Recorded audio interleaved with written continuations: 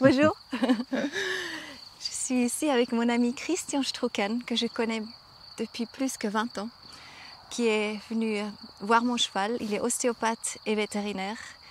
Et il m'a expliqué quelque chose il y a plus que 20 ans que moi je n'avais aucune idée. C'est que quand on a mal quelque part, on essaie souvent de soulager cet endroit.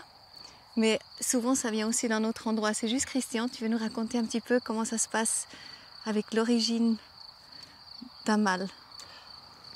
Ça peut aller comme ça peut aussi être différent. J'entends, si tu marches sur un gros caillou pointu et que tu as mal au pied après, il ne faut pas chercher plus loin, c'est le caillou pointu. Hein, on est d'accord, quoi. Mais sinon, c'est vrai que j'avais mon maître qui s'appelait Dominique Gignot, il disait dans un attentat, c'est jamais le responsable qui gueule, c'est toujours la victime.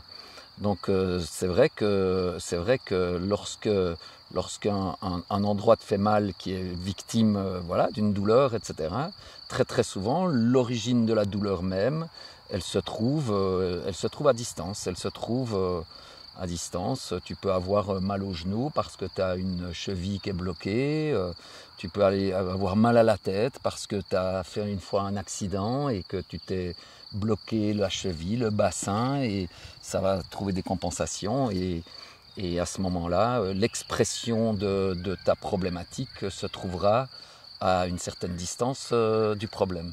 Voilà, c'est juste. Et toi, souvent, tu arrives à trouver ça, chez le cheval en tout cas? C'est un raisonnement très ostéo, donc maintenant c'est sûr que souvent on essaye, en tout cas, c'est ce qu'on cherche, des endroits, en ostéo même, on cherche des endroits qui ont perdu de la mobilité. Et ces endroits qui sont en lésion, qui sont bloqués, ou différentes façons de le dire, et qui perdent d'une certaine mobilité, et un endroit où il y a peu de mobilité sera généralement compensé par des autres endroits qui vont devenir hypramobiles pour compenser. Et c'est généralement ces endroits-là qui seront douloureux, effectivement, quoi. Mais toi, tu fais quoi en général? Tu vas pas par pas, donc tu vas séance par séance? Tu vas aller de plus en plus loin pour trouver l'origine à la fin? Ou est-ce que tu trouves ça en une fois? Bonne question, ça dépend. J'entends, j'ai aucune prétention de remonter le temps, etc. Mais j'entends, c'est sûr que ce qui m'intéresse lorsque je palpe les chevaux, lorsque je rentre en contact avec eux, c'est effectivement cette recherche, cette recherche c'est de la palpation, quoi. Puis tu as des endroits qui t'attirent, et puis quand tu as des endroits qui t'attirent, tu y vas. Et puis après, je sais pas comment dire, quoi. Ouais, voilà, quoi. Et après, je trouve aussi très intéressant, toi, tu m'as expliqué, raconte une histoire. Et j'aimerais bien que tu racontes la toute grande histoire. Elle est tellement extraordinaire et je raconte à plein de gens. Donc Christian, quand il était tout petit, il a rêvé de devenir vétérinaire. C'est juste? Tu me disais, je crois que tu avais 4 ans. Hein, ouais, j'avais 4, 5, 6 ans, ouais, entre 4 et 6 et tout. Je rêvais, c'était même pas que je rêvais, c'est-à-dire que je l'affirmais, quoi. C'est-à-dire que je savais que je voulais être vétérinaire, mais pas vétérinaire, je voulais être vétérinaire pour chevaux. Et je voulais soigner les meilleurs chevaux du monde. Et je voulais aller les voir dans le monde entier en avion pour aller les soigner. Ça, c'était ce que j'avais dans la tête, tout simplement. C'était clair, quoi. Oui. Ouais. Et alors, raconte, parce que c'est arrivé. Raconte peut-être ce moment quand c'est arrivé. Après, voilà, quoi. J'ai eu de la chance d'avoir un papa qui aimait bien les chevaux. Et puis j'ai eu de la chance de grandir surtout dans une famille qui aimait bien les chevaux. J'avais un grand-oncle qui me parlait beaucoup de chevaux et tout. Il était un peu un chuchoteur pour cheval d'une certaine façon, et il racontait des grandes histoires. Et j'étais très très très impressionné. Et voilà, quoi. Mais à un moment donné, du côté familial, j'ai eu un peu une pression plutôt de partir, de devenir ingénieur, etc. et tout. Voilà. Et pourtant, c'était vétérinaire que je voulais. Et il y a eu une petite, quand je pense, j'avais environ 14 ans, 13, 14 ans, 13, 14, 15, comme ça, j'ai eu un petit, mais pas un doute, c'est-à-dire qu'on m'avait mis un peu quelque chose dans la tête. Hein. Donc j'ai pas, voilà, puis je me suis dit bon, bah pourquoi pas, etc. Et en fin de compte, quand je suis arrivé au gymnase, euh, ouais, je suis arrivé un tout petit peu comme un petit enfant, puis je suis devenu adolescent très rapidement, quoi. Ma tête a explosé, et très rapidement, j'ai dit non, ce que je veux faire, c'est vétérinaire, quoi. C'est vétérinaire pour chevaux, quoi. Voilà. Donc j'ai fait le gymnase, je suis parti à l'Uni à Berne et j'ai fait les études. Et tout de suite, je me suis concentré sur chevaux. J'allais au cours de chevaux pour gagner de l'argent. J'ai dû payer mes études tout moi-même. J'allais travailler dans les écuries. J'allais voir ce qui se faisait en chirurgie. J'étais très, très, très involved, quoi. Je me suis beaucoup, j'ai beaucoup travaillé là-dedans, quoi. Et puis, les études ont été terminées. J'ai eu déjà beaucoup de chance dans les études. Il y a des histoires assez folles par rapport à ça aussi. Et surtout parce que j'ai perdu mon meilleur ami pendant les études, qui est mort dans un accident de train. Et qui, je pense, a été d'une grande aide dans le reste de ma vie d'ailleurs, quoi. Mais déjà pendant les études, parce que la petite anecdote, c'est une très belle histoire, parce qu'on avait en deuxième année d'études, je l'ai perdu 3 semaines avant la fin, avant l'examen de deuxième année. Wow. Et il était avec toi dans les études? C'était un copain de Verbier, et que j'avais découvert, on s'est trouvé à l'Uni. On ne se connaissait pas avant l'Uni, donc on s'est apprécié pendant 2-3 ans parce qu'on a refait la première année. Et puis il est parti 3 semaines avant les examens. Et c'est rigolo parce que je racontais cette histoire à midi aussi. Et puis les examens, on avait 8 examens en deuxième année. Et ça remonte à beaucoup d'années en arrière. Hein. Donc tu tirais des tickets. Voilà, quoi. Et j'habitais avec un copain à Berne, qui est toujours un grand ami, et qui faisait les études de prof. Lui, il faisait l'Uni. Et le matin, on avait une petite cuisine et tout. On devait mettre le gaz pour chauffer, etc. C'était très rigolo. Et puis, le matin, ce qu'il faut dire, c'est que j'étais plutôt à travailler au dernier moment, toujours, quoi. Je vivais, puis quand il a fallu préparer les examens, je les faisais vraiment au dernier moment. Et 3 semaines avant les examens, Manu est parti. J'ai pu travailler, j'étais vraiment sous le choc. Et c'était très très difficile. Donc il y a vraiment une grande quantité de matière que je n'ai même pas ouvert. Mais pas ouvert du tout, quoi. Et je suis allé aux examens. Et le premier examen, le matin, on prend le café et je lui dis j'aimerais bien qu'on me pose cette question. Et j'arrive à l'examen, il y avait un pupitre avec, 50 ou 100 questions, des petits billets, quoi, tu vois. Je tire, tac, exactement ce que je voulais, quoi. Nickel. Oh. Le lendemain, deuxième examen, je dis j'aimerais bien qu'on me tire cette question. Toc, deuxième billet, exactement ce que j'ai demandé. Wow. Le troisième jour, on avait le TP de biochimie. Je pars dans la rue et tout à coup, je me dis il y a encore une expérience qu'il faut vite que j'aille voir.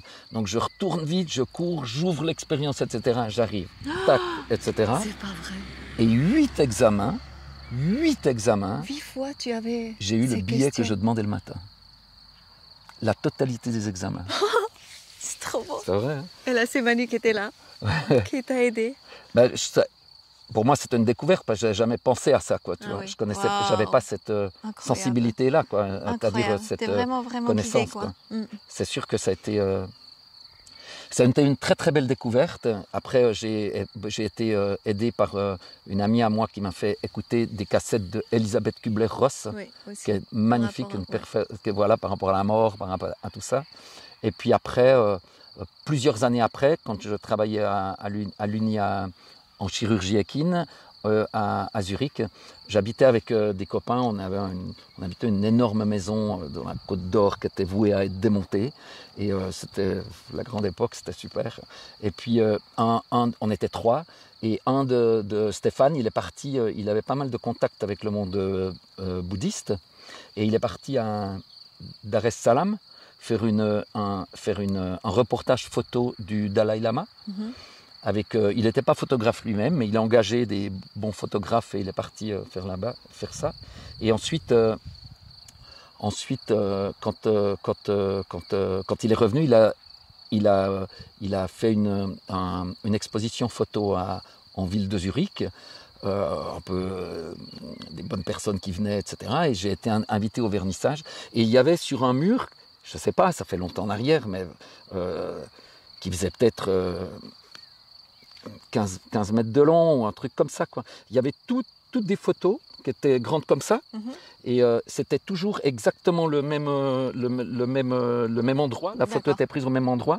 Et c'était toujours un enfant bouddhiste, tu vois, rasé, etc., assis en tailleur, etc., qui tenait la photo de la personne dont il était la réincarnation. Du moine qui était décédé et dont il a été réincarné, quoi. Et je ne vais jamais oublier ça parce qu'il y avait je ne sais pas combien, il y avait une dizaine de photos ou quinzaine de photos, etc. Et chaque fois, tu voyais exactement que le vieux et le jeune, c'était les mêmes.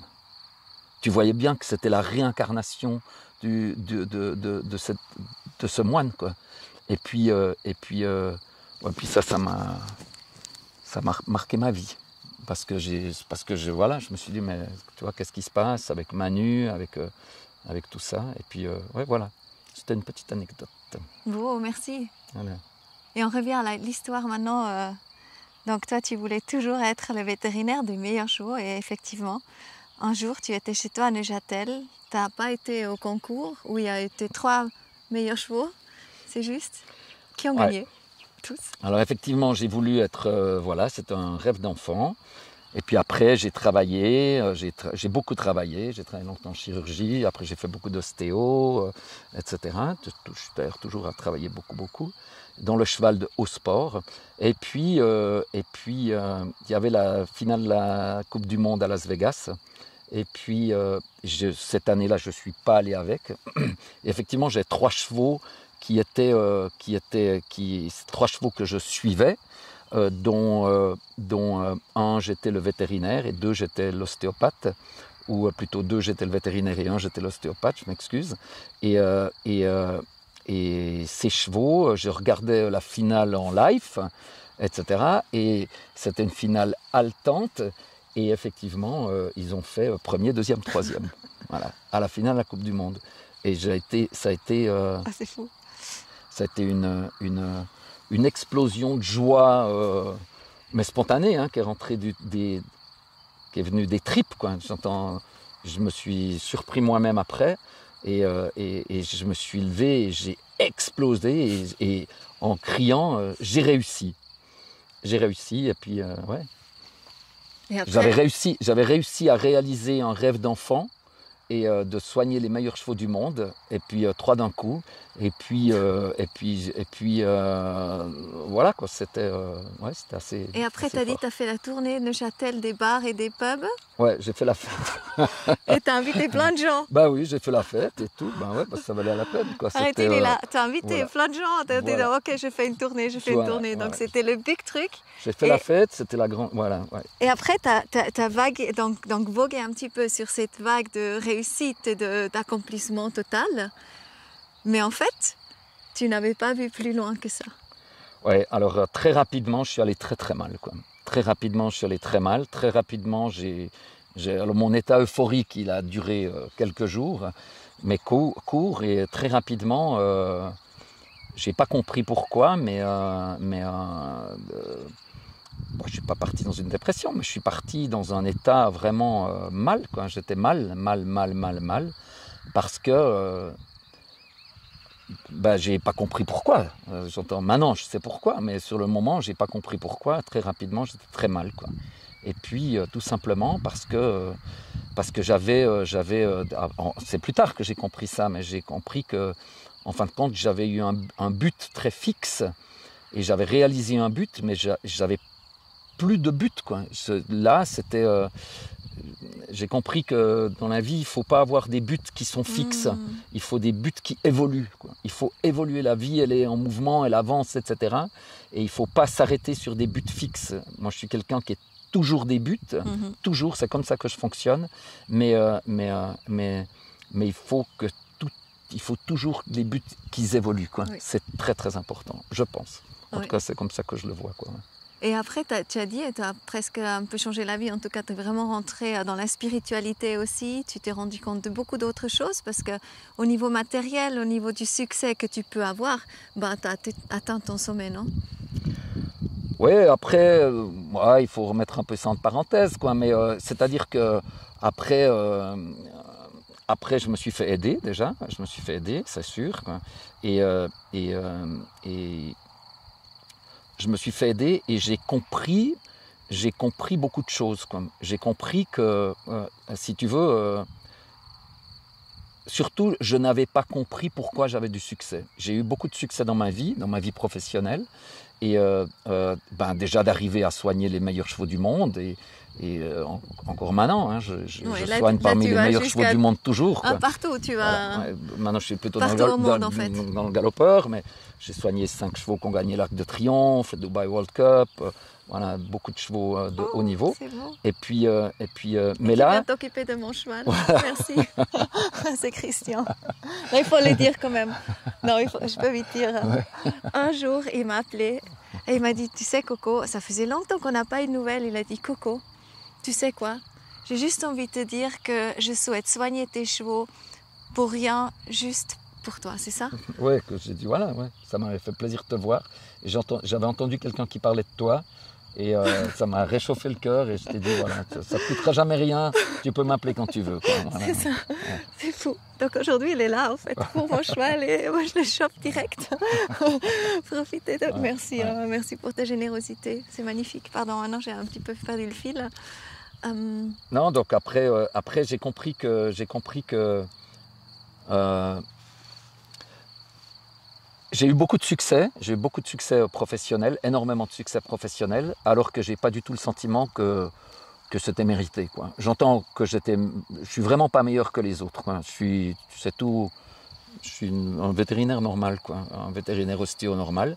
Mais, et surtout, j'avais des amis à moi que je considérais être bien meilleurs que moi, et à juste titre, très très professionnels, hein, et tout, mais qui n'avaient pas de succès du tout. Quoi. Pas de succès du tout. Et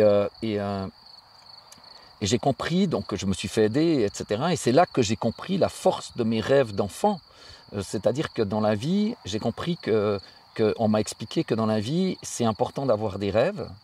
C'est important que, par exemple, si tu veux faire une compétition, ou tu veux être chef d'orchestre, ou tu veux, etc.